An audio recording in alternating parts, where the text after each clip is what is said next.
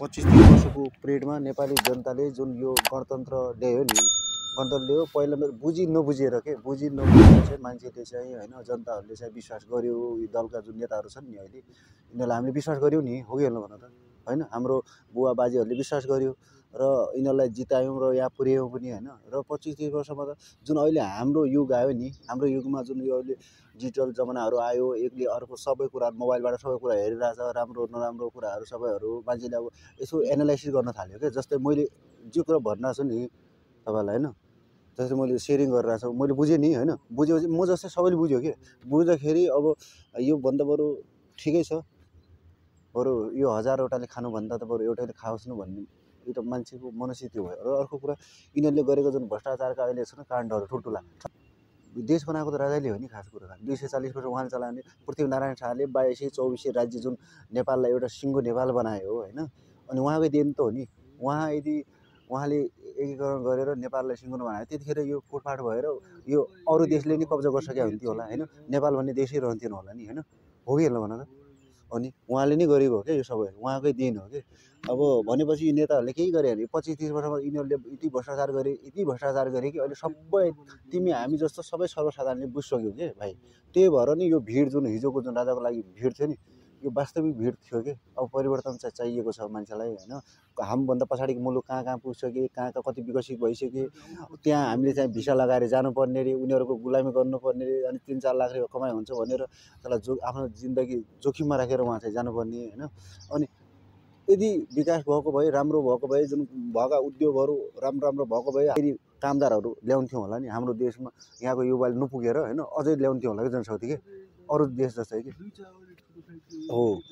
यो चाहिँ भइदिएन क्या ब्रदर, यो चाहिँ खास जुन छ नि यो कुराहरू भइदिएन होइन। यो नभएपछि मान्छेहरूको आम मान्छेहरूको धारणा के भयो भने अब यो बेकार चाहिँ गणतन्त्र होइन।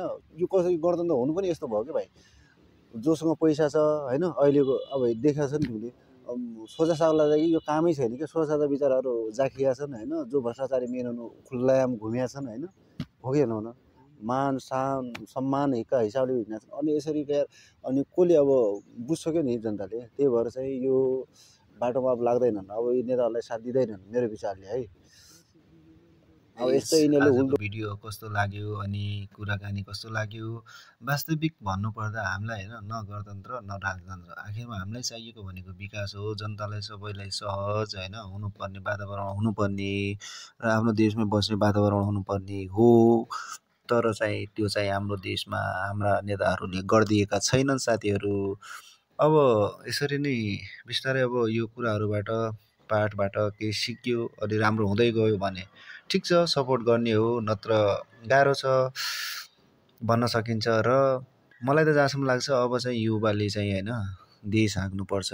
जस्तै बालेनहरू जस्ता, रवि दाईहरू जस्ता, हर्क साम्बाङ, गोपी हमाल जस्ता मान्छेहरूले चाहिँ देश नेतृत्व लिनुपर्दछ भन्ने मेरो चाहिँ धारणा हो है। र यत्र वर्ष 25-30 वर्ष के भयो र यिनीहरूले होइन ठुल्ठुलो कुरा गर्छ होइन। र त्यो हकमा त मैले भने नि मेरो धारणा अनुसार आखिरमा हाम्रो देश नेपाल भन्ने राखेको नै हाम्रो शाहवंशले नै हो होइन, मेरो विचारले र मेरो धारणा मेरो मनले चाहिँ त्यो नै भन्छ। र यी नेताहरू भन्दा त मलाई त होइन अब ज्ञानेन्द्र सरकारको अस्ति अब जस भिडियोबाट उहाँको सन्देश हेरेको थिएँ नि, त्यो बुझ्दाखेरि नेताहरू भन्दा त बरु राजालाई त देशको माया रहेछ भन्ने कुरा चाहिँ मैले चाहिँ बुझ्छु है त्यहाँबाट चाहिँ। किनभने चाहिँ उहाँसँग न मैले देखेको छु प्रत्यक्ष, न मेरो भेट भएको छ।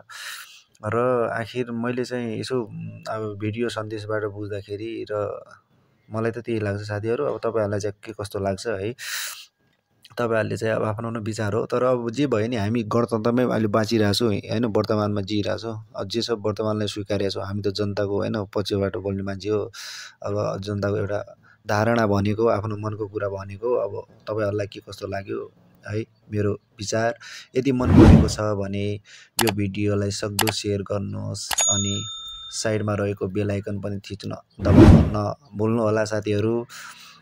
आगामी दिनहरूमा के कस्ता भिडियोहरू बनाउनु पर्छ र सुझाव सल्लाह दिनुहोला कमेन्टमा, मिठो कमेन्ट सहित सुझाव सल्लाह